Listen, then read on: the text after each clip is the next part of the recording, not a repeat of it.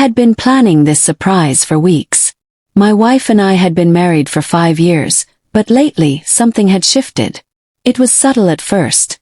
Missed conversations, shorter hugs, less laughter, but it built up over time. We were becoming strangers under the same roof. Between demanding jobs, constant responsibilities, and the dull rhythm of daily life, we'd started drifting apart. I felt it deeply and couldn't ignore it anymore. So, I decided to do something to remind her, and maybe even myself, why we fell in love in the first place. I arranged a surprise dinner at her favorite restaurant. It wasn't just about eating out. It was about recreating the kind of evening we hadn't shared in a long time. I bought her favorite flowers, soft pink peonies, and picked out a bracelet she had admired in a store window months ago but never bought for herself. She hadn't mentioned it again, but I remembered. I wanted every detail to speak volumes. The food, the music, even the candles I planned to light once we got back home. It all had meaning. My hope was simple: to sweep her off her feet the way I used to. It was a Friday evening when I came home early. I wanted time to set everything up before she arrived. My heart was racing with excitement as I unlocked the door. The house was still and quiet, the perfect blank canvas.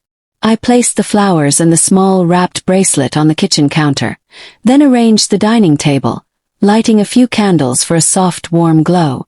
Everything was ready. Then I heard her car in the driveway. I quickly turned off the lights and hid near the entrance, smiling to myself as I imagined her reaction. The door creaked open and I jumped out, grinning wide.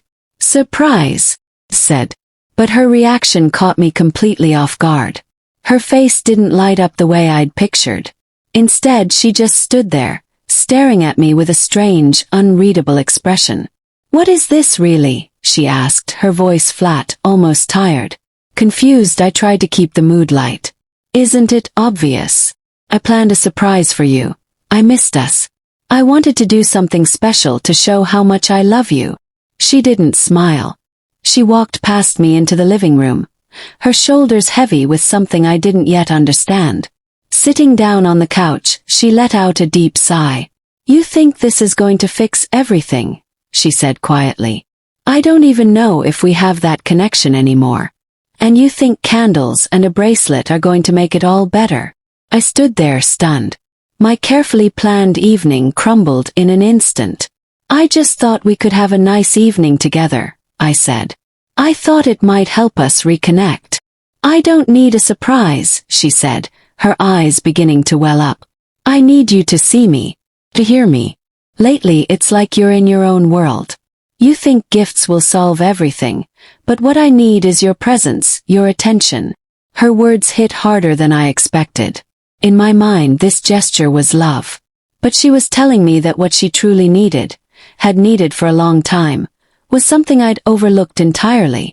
She felt unseen, unheard, like she had been carrying the emotional weight of our relationship alone while I poured my energy into work, routines, distractions. "I'm sorry," I said softly, sitting down beside her. "I didn't know you felt this way." "I didn't want to say anything," she admitted, brushing away tears. "But we've just been going through the motions. I miss how we used to talk. I miss feeling like we understood each other. Now, I don't even feel like I matter to you." I didn't have an answer. She was right. I had been distant, too wrapped up in everything else to notice how she'd been struggling. I thought this surprise would reignite something between us, but it was only a bandage on wounds I hadn't even seen. The evening didn't unfold the way I imagined. There was no joyful dinner, no rekindled romance. Instead, we had a long, uncomfortable conversation about everything we hadn't been saying. It was painful, but it was real. We began to see the truth. That love isn't about grand gestures once in a while. It's about daily connection, listening, showing up. Not just with gifts, but with our full selves. We didn't end the night in each other's arms.